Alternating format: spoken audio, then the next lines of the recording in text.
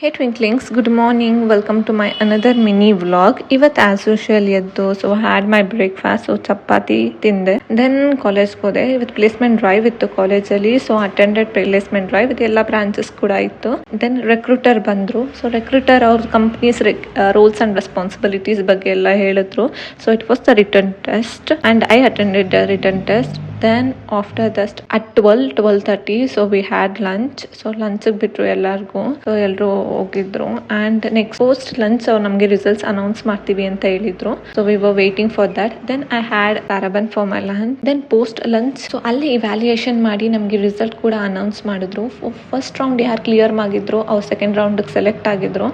Second ರೌಂಡ್ಗೆ select ಆಗಿರೋರೆಲ್ಲ exam ಇನ್ನೊಂದು round ಬರ್ದು ನಾವು. ದೆನ್ ಎಲ್ಲ ಮುಗಿಸ್ಕೊಂಡು ಮನೆಗೆ ಬಂದೆ. ಈವ್ನಿಂಗ್ ಸ್ನ್ಯಾಕ್ಗೆ ಮಸ್ಮಲ ತಿಂದೆ. ದೆನ್ ಡಿನ್ನರ್ಗೆ ರೈಸ್ ಸಾಂಬಾರ್ ಆ್ಯಂಡ್ ಕುಕುಂಬರ್ ತಿಂದು ನನ್ನ ಡೇ ಎಂಡ್ ಮಾಡಿದೆ.